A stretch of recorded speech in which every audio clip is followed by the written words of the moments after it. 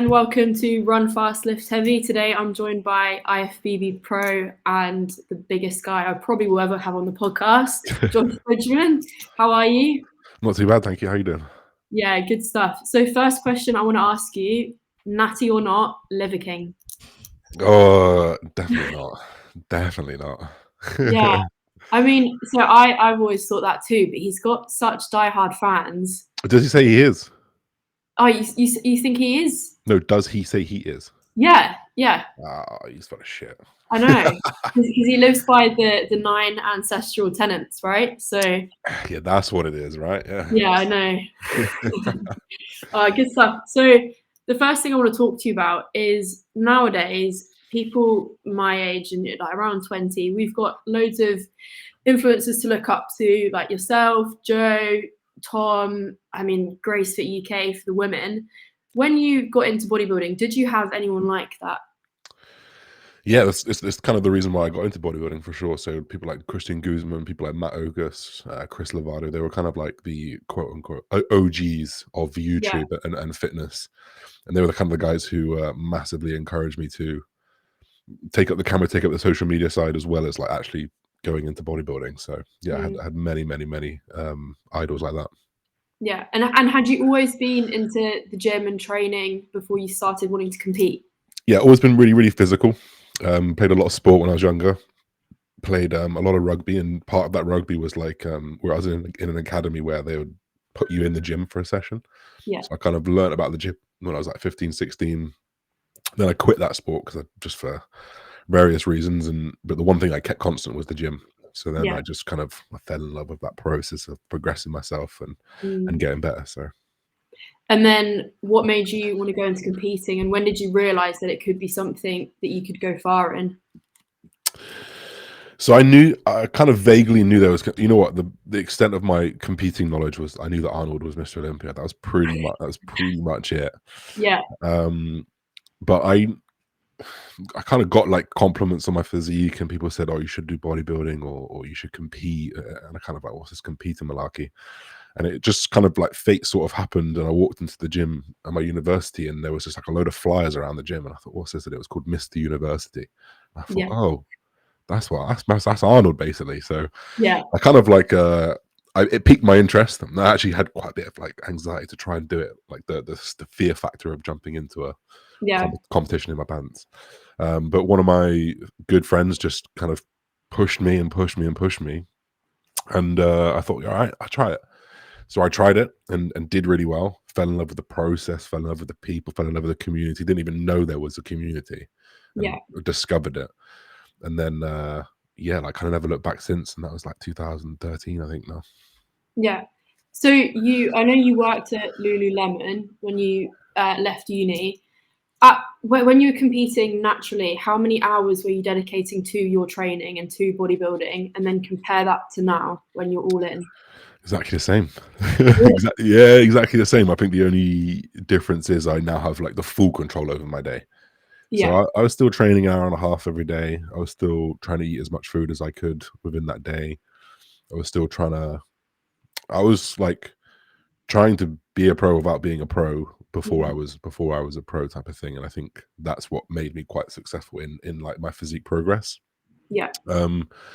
So not much has changed other than I can now call it an actual job, and I can do whatever I want whenever I want it, rather than like, right, when's my shift finish? Okay, now I'll go to the gym. Like I can train and optimize things the best as possible now. Yeah. And when you started competing, how much of it was you wanted to compete to fulfill a sense of self-gratification for you, and how much of it was to do with money, followers, the ability to open your own business, 1MR? How much of it was that? It's a really good question, because it definitely falls on both sides. I think the initial getting into competing, I knew that it was, I felt like it was part of fitfluencing. It felt like it was part of being a fitfluencer or fitness influencer. You get lean, you do summer shredding, you go bulk in the winter. Like I kind of just fell into that kind of cycle of things. And I thought, right, this would be good to document. This would be good to grow my social media because it's a journey to follow.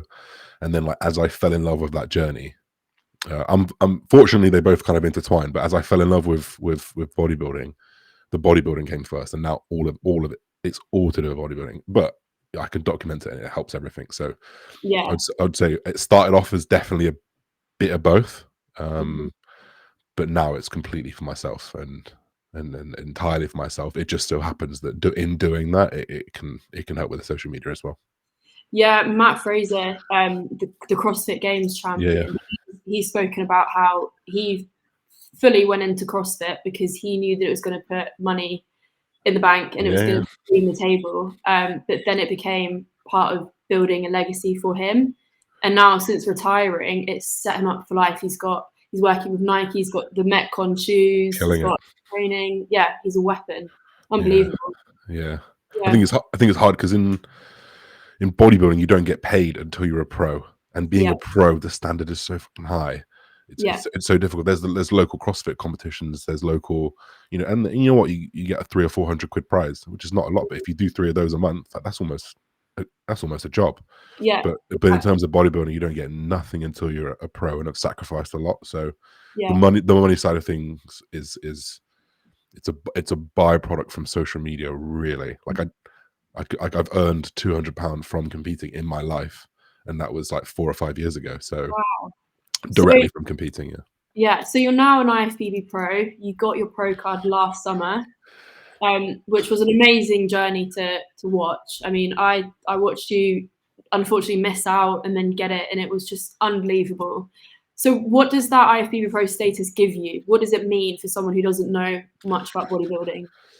So becoming a pro gives you the opportunity to now try and get into the World Cup of bodybuilding, which is the Mr. Olympia. That's how Yeah, I explain that to normies. I'm like, it's the World Cup for me.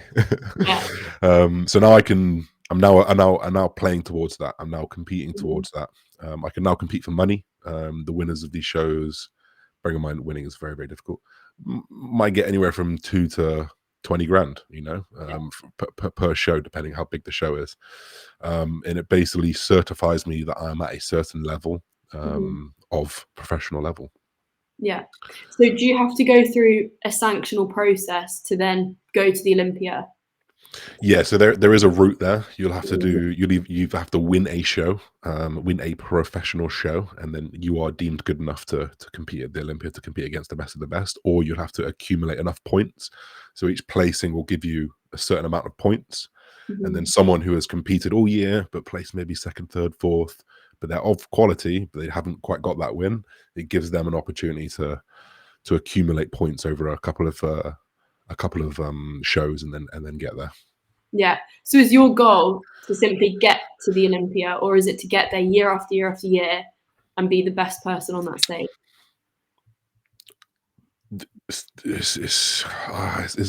difficult because I'd say it's a moving goalpost. I think it would be hard for me to say that I don't think I could be the best in the world. I do think I can be one of the best in the Mhm. world. Like I think it'd be very difficult for me to make all the sacrifices that I make, do what I'm doing to myself, uh, and not think that I could do it. So I do think that I can do it. I just don't want to underestimate the size of the mountain that I have to climb. It's like the odds of being the best in the world at something is already billions to one. Yeah. So to do this in a niche of a sport like bodybuilding, which is so genetically predetermined largely, Mm. I don't want to sit here and say, yeah, I'm going to win it, because you know what, I might not, but I think I can, and I think I've got the ability. I think I've got the potential. So the goal is right now get to the Olympia, just like the goal last year was to get that pro card, Mhm. but all in line to try and get up there to be one of the best in the world. And have you put a time cap on yourself? Have you said if in 2 years I haven't made it, I'm gonna call it a day? Or is that not even a question for you? I think it's a moving finish line, moving goalpost. I think obviously, like, I'm pretty open with what I do and stuff. Like, I take steroids, for the listeners that don't know me. Like, I use anabolic steroids. Using anabolic steroids takes years off your life. It actively reduces your lifespan. So I'm not gonna be one of those guys who just goes, I'm gonna ride till the wheels fall off. And I appreciate that in this sport, it's not one of those things that you can like work at for decades and decades and finally become amazing. you can, but the decades and decades, the sacrifice might not quite be worth it. So you either have it or you don't. So I'm under the impression that this year it's going to be very, very difficult for me to qualify. But next year, if I'm not contending, if I'm not close, if I'm not reaching it, if I can't see that line, like for example, last year that pro card, I knew I could see I could get it. I knew I was going to be potential. If I don't have that same feeling next year of like I know I can do this, then it's going to be very, very difficult for me to continue making those sacrifices. But that's not to say that, you know, I get a result next year that or if I don't get it this year and next year I see improvement, and I can see that if I just hang on another couple years, I might be able to do it. Then I can't sit here and say that I wouldn't do that either. So I'd like to think that I'd stay realistic and mindful of what I'm doing, but the inner competitiveness in me will probably try and I'll push it as far as I logically and realistically can. So for the sake of the listeners, just explain, when you go on stage, what are the judges marking you for? What are they looking for? How you scored, how you ranked? Explain how it works. So we looked at a few different things. Things like symmetry, so how even your body is. You don't want to go on stage with really well developed body part and one really underdeveloped. There's kind of symmetry and your balance of the physique and overall aesthetics. So like how pleasing to the eye is this? I think bodybuilding is one of those sports that you can actually, many people don't like the look of bodybuilders, but you could take someone who doesn't know a lot about bodybuilding and say, which one of these looks better? And I think, you know, maybe 7 or 8 times out of 10, they would pick the guy who'd win in the bodybuilding competition.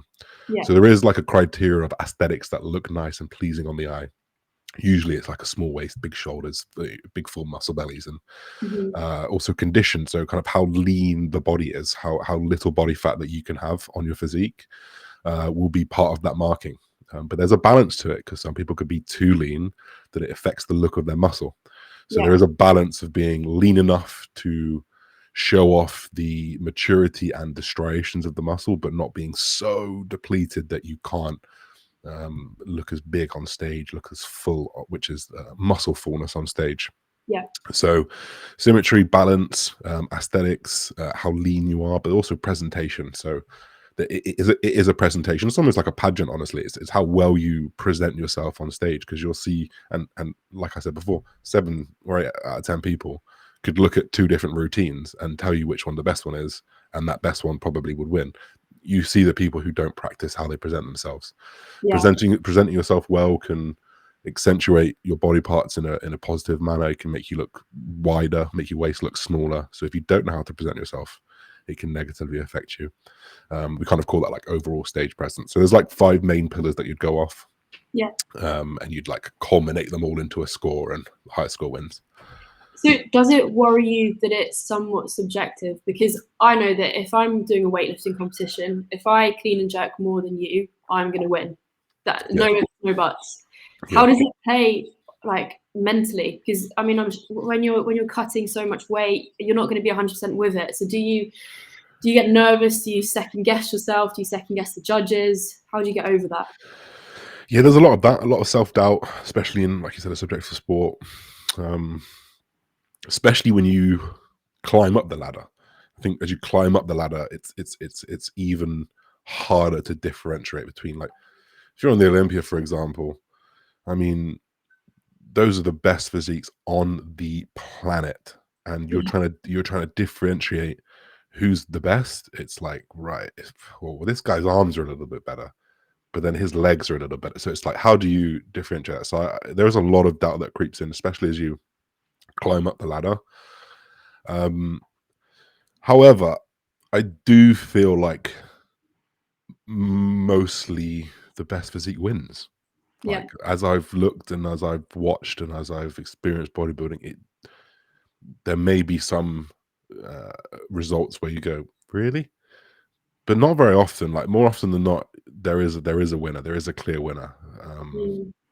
And you just got to fall on the right side of that and do what you can to do that. I think I think like I've got confidence in the way that I look. I've got confidence in my physique and my shape and how I present myself to know that I'm doing what I can to be there. So if someone's doing all of that as well and they still beat me, then odds are they've been dealt the genetic card above me, rather than they've worked harder, rather than they dieted harder, because I know that I couldn't do any more.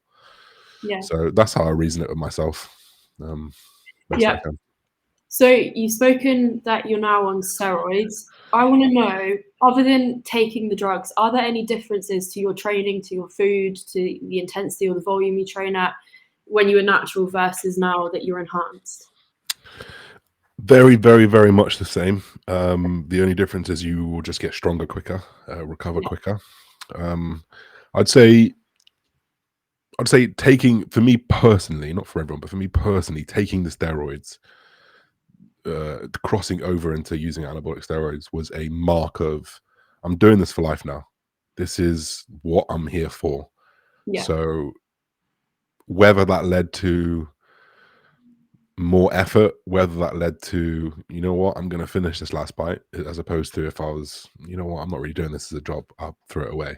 Like I would, maybe it pushed me a few extra percent, because I'm now doing something that's directly harming myself, but for a bigger purpose, and that bigger purpose motivates me to be better and better. So I would say, on paper, nothing changes. It's the exact same journey. You just get bigger quicker because you got anabolic steroids. But maybe mentally, for me personally, I was like, right, this is to be a professional now. Start acting like it. Let's show up and act like it. So Yeah. There'll be some people that think that just taking steroids themselves is going to make you massive by doing nothing. Can you debunk that for people? Do you have any examples of people you know that have like taken steroids and then they've just got big boobs from it? yeah. So there's a lot of incorrect use of steroids, and people think you can just put this in you and you're going to grow. Well, you put this in you, but also you might develop gynecomastia, which is development of breast tissue. If you're a man, you don't want development of breast tissue.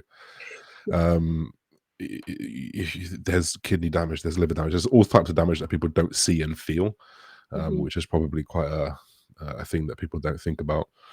You know what? Like, there's a lot of people that take steroids, and there's a lot of people who don't turn pro, and Yeah. it's because the steroids don't determine everything. Like, realistically speaking, like, you take steroids, you carry on training, and you will get bigger. You will, but is that going to be enough for is that risk going to be enough for the reward that you get?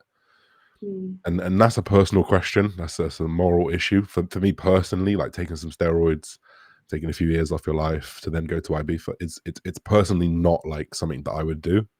Yeah. But I can't sit here and say that you can't do that, because if someone's okay with that, and their reward of how they feel in Ocean Beach and Ibiza with their top off is more than whatever they've just done to themselves, then all right, you do that. But I don't think people are having these conversations, and that's the thing. People don't understand what they're getting themselves into. I have to inject myself potentially for the rest of my life now. I'm going to have to put testosterone in my body because my body can't produce it anymore. And I knew that before. I'd even put one injection in myself. But people don't realize that. People don't know that it might affect your fertility for the rest of your life. People don't know that if you get gynecomastia, you have to get it cut out from surgery. You don't just take a pill and reduce it. People don't understand that if you get kidney damage, you can't recover from kidney damage because it's permanent. It's not like your liver where you can recover. So there are all these things. I think it's just a conversation that people don't have before. And like, they might get you big, but at what cost? And that's the key question. At what cost? Yeah. Yeah. I can imagine for you have to balance a fine line between being open and honest about taking steroids, but then also not coming across as if you're encouraging it. Because, I mean, you are completely transparent about everything that's gone wrong when you've taken it. I mean, I can't remember the name of the cause, but when your leg blew up and you're open about not wanting children in the future.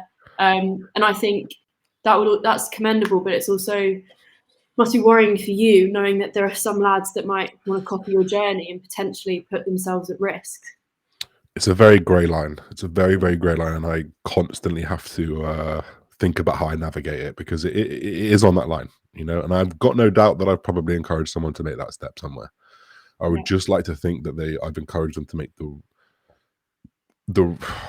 if it's even a right step, it's a better step than perhaps they would have taken if they hadn't heard my story.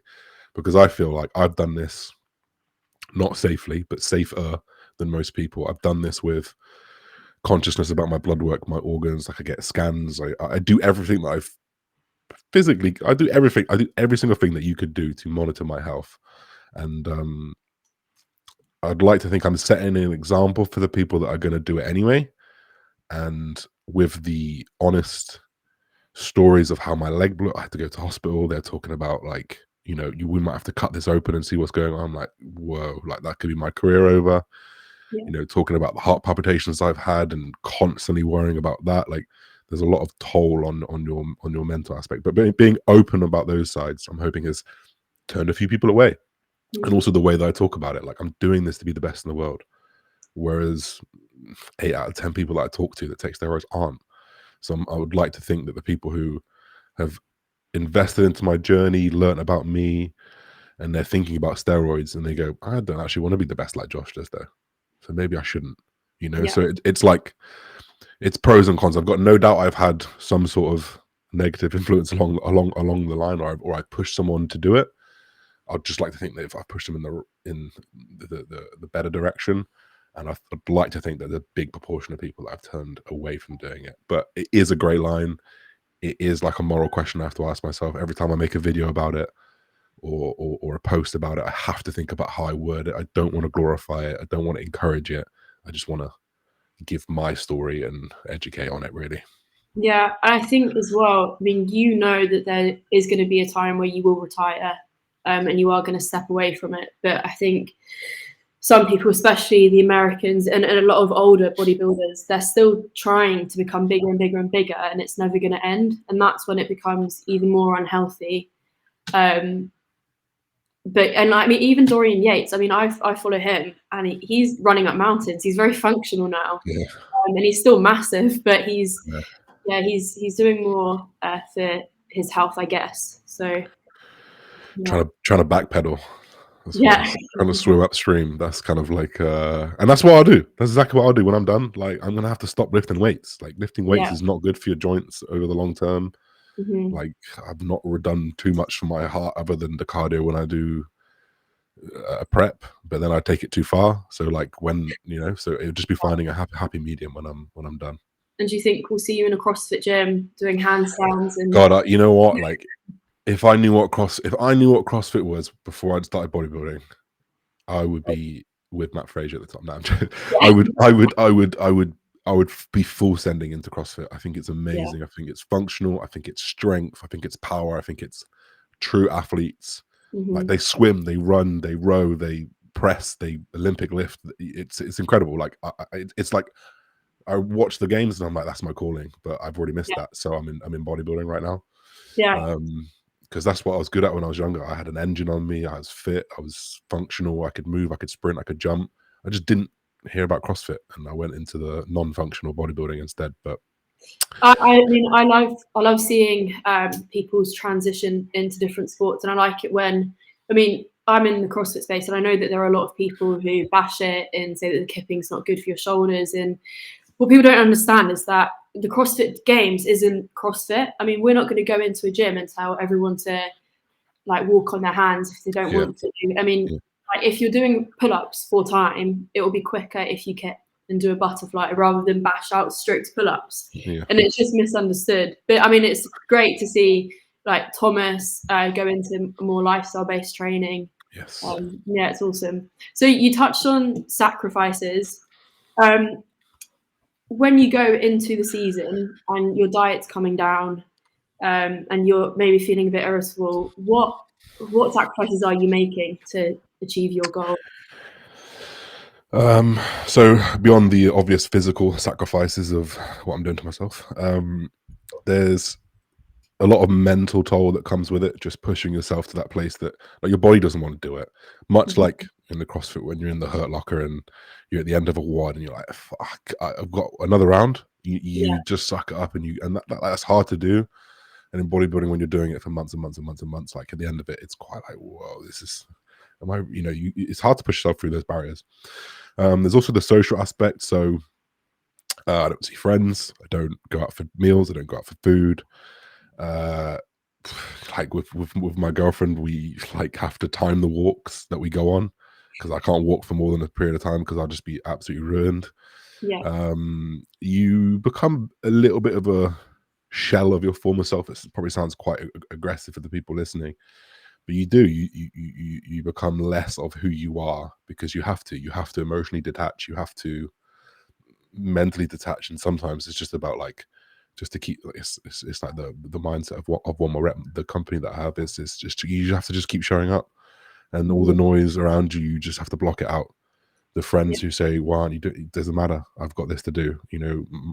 And I don't share meals, I eat on my own. I'd have to sacrifice.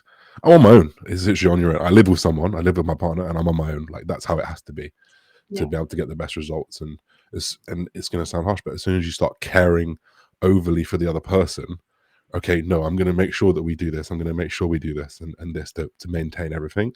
You drop the bodybuilding ball, and I can't drop the bodybuilding ball. So it's like it's not good for the partner involved. But fortunately, she's lovely and she understands the goal, and I can go into that place sometimes. But I guess that's what separates the pros from the amateurs. And it's people that are willing to be tunnel vision on their goal for a short while. In the grand scheme of your life, it's not a long time. For sure. But then knowing that it will be so worth it. Did you lose friends who weren't brought in on the goal? Did you have people that wanted to go out on the weekends, wanted to make you go out for food? I've been very fortunate in that my friends have always supported me, all the friends that I've been close to. What I've had to do is potentially cut off friends that that kind of add weight to you. Potentially just either like constant, I'm trying to think of the right way to put this without offending everyone, but just like people who don't understand that you need to be left alone a little bit. And someone who's like, so why aren't you coming out? So, well, you know why, but you can just like drive over here and sit in the house. I'm like, you don't understand, like trying to have a conversation with like 5 or 6 people, work the room. I don't want to do that. So there are people who potentially don't understand it or didn't understand it, or perhaps they're just into different things. They're into the wrong thing, and we never like matched eye to eye anymore. So I've definitely, my friendship group has got smaller as I've climbed the ladder. Yeah. So when you started Wanama, what did you envision for the company, and how has it changed? Because I remember buying one of your t-shirts, and it literally just had an orange M on it, and then the one, and then now it's, I don't know if you still sell them, but you've got everything now. You've got these jumpers, you've got slippers. Has it taken you by surprise, or did you envision this? But so on the scheme of things, by surprise, but as I was in it, I was like, yeah, okay, I could like, I was moving with it and I could feel it. But yeah, definitely didn't think it would be like this. It's been amazing. I think like the biggest part of it has been the accessories, and kind of just falling into that niche of the accessories, and you know, making some really good products for some really good people, and it's kind of just snowballed. So I would like to say that I've always had the hunger and the vision to build something like this, and build, I mean, this is a fraction of what I want to build it into, but I always knew, or I always felt like I was destined for something like this. But grateful that it's happened this way. So yeah, maybe a little bit taken back, but been rolling with the punches since it's happening. Yeah, I think one of the reasons why you've been particularly successful with this is that you really do interact with your audience, and you also give back as much as you can. Like, for people that don't know, Josh, you once got a Costa card and you uploaded money on it, and it was going all day. I can't remember how much money you put on it, but I got a coffee. Oh, you did? Yeah. And it was great. It was brilliant. And you replied to DMs. I mean, you've come on this podcast. I'm no Joe Rogan just yet, but like you're really interactive, and I think that's why people like you and are bought into your journey. I appreciate that. I think I set out to be I set out to be what I wanted out of a role model. Not that I wanted to be a Mm. role model, but I set out to be what I wanted to receive when I was coming up. Like I messaged all those guys. Guzman. I mean, Guzman now follows me a little bit, but Mhm. if he scrolls back up through the conversation, like Yeah, there's 10, 15 messages, and none of them got opened. The same as my August, like you just couldn't contact these guys because they were on a pedestal. Whether or not it's because they had so many messages or not, I don't know. But I just think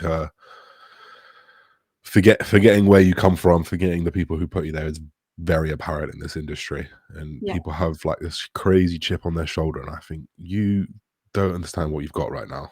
Like yeah. these people put everything into perspective for you. There are, every time that we chat, for example, like it's a thank you for the investing into me. It's not Mhm. it's not a I'm gonna do this so that they can pay me eventually down the line. It's like a no, this is like they're Yeah, following me, they're supporting me. Like I don't know how long we've talked in DMs. Like I remember, your name coming up so many times. yeah. And I just know that every time it's from my side of thing, it's cheers. Like I'm here. Like this is Mm. what this page is for. And but that helps business as well. I'm not gonna sit here and ignore that. It does help business. You're wearing one on my top, right? But maybe Yeah, because you exactly. so like not that I did it for that reason, but it helps itself. And I know that just having someone personable, someone who you can talk to on a normal level was so hard to find when I was coming up. And now it's a little bit easier. You got Joe, you got Tom, but I mean, even the guys who are at the top of the upper echelons, still at the moment, you feel like you can't approach them. You feel kind of a bit intimidated by them, and that's the last thing that I ever wanted. So I wanted to Mm. keep it personable, and ultimately, I wouldn't be anywhere. Wouldn't be anywhere without the people who messaged me. So Yeah. Yeah, another thing I wanted to just touch on is the fact that so you're now an online coach. How does it work? If you have a client that comes to you, I mean, this might be me being a bit naive, but how much is there for you to give them other than sets and reps? So in the sport of CrossFit, you're gonna have a weakness, whether it's aerobic, weightlifting, gymnastics. So you can program a lot. mm. But from what I've seen online in bodybuilding training, it's push, pull, legs. I mean, can you explain more about what you give to your clients and what your coach gives to you? For sure. You know what? Online coaching has probably changed a little bit more from you say I do to Yeah. uh more of a life coach, honestly. Like I've had conversations with my coaches about relationships, about dark times, about hard times, and how to like pick yourself up in those times. So it's a little bit more hands-on. Not every coach is like that, but Yeah. on an actual like tangible front, yeah, you'll do training, but everyone will have, like you said, weaknesses. So yeah, it might be push pull legs, but there's different amounts of volume within those push pull legs. There's the nutritional side. Some people don't understand the nutritional side at all, Yeah. and not just like here's the food that you should eat, but why, and why potentially you need supplements because you're not eating this within your diet. So you've got the nutritional side, talking about how to cover macro and micronutrients and any education that needs to go along with that. There are things like recovery. So people often just think that you go train and then you get on with your day and that's it. Well, actually, what you put in your body is part of recovery. How you sleep is part of your recovery. How you conduct yourself outside of your discipline affects your recovery. Um, there's stuff like obviously there's the anabolic side. Like you can't just like wing it. You can't wing anabolics. You have to know it. So there's Yeah. things like that, blood work, all those types of things that you go on. Um, and pretty much like there's no one size fits all, so some people will prefer different things, and it's kind of my role or a coach's role to find the shoe that fits. And that's a working process. That's a conversation that has to happen over many weeks of seeing the feedback. Like, I can give you a workout and yeah, it might smash you this week, but that's because it's new. So if it's Mm. next week and it feels a bit easier and it's next week it feels a bit easier, then okay, that's some good information. Maybe we'll put a bit more in. Yeah. Or the other way around. I'm not recovering. I'm not okay. Cool. That's the conversation we need to have. And you're opening this dialogue with this person about just little bits of internal feedback of how they feel, how they recover, and it's kind of honestly, it's like teaching them how to learn how to feel their body, teaching them what to think. And then by the end of it, after coaching 6 or 7 months, like they are giving me the answers before I ask for them. Yeah. So it's very much like I call it like turning the dials. Like you got to turn the dials at the right volumes for different people, and everyone's got a different set amount that they need to go to. Yeah. So it's a lot more hands-on than like you say I do these days for sure. And how many of your online clients are competitors and how many are just Gen Pop trying to look good on a beach, for example? I'd say like 25% competitors, 75% just look good. I think Yeah. that's quite a nice split. Like I do enjoy the competitors, but I enjoy the education side. So I enjoy taking someone who doesn't necessarily know all these things and then teaching them, arming them with all this knowledge, and they can just like use which bits they want, because you don't need all of it. And competitors, they need all of it, but you know, toning it down a little bit for the lifestyle client. So yeah, mainly lifestyle, I would say, with the odd competitor. Yeah. Cool. So you've got competition in 16 weeks, if I'm not wrong. Yeah, right about. So what will that give you if you win, for example? That'll be a ticket to the Olympia. So that'll be Really? straight to, Wow. yeah. So any show that I win from now on, I will be a ticket to the Olympia. Yeah. There are like specific shows that do it. So yeah, it'd be a ticket to the Olympia. And that'll be it. Like, I've got to win it first though. Yeah. And is it just the one show you're doing this summer? So I've got 3, potentially 4 lined up. Yeah. I think working so hard for 4 or 5 months. Well, I say 4 or 5 months, 4 or 5 years, but 4 or 5 months to get yourself into condition. It's worth showing up to a couple rather than just doing one and then kind of just finishing. So yeah, we've got 3 or 4, a couple in America, which would be really, really cool. Yeah. Never been to compete with those big boys over there, so I'm excited to get over there.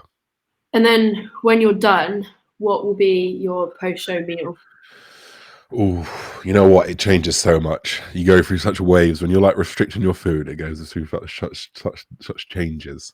Yeah. I'm feeling something spicy right now. something Asian for now. Oh, yum. Well, good stuff, Josh. Thank you so much for coming on. All the best for everything in the future. No worries. I appreciate your time a lot. No worries.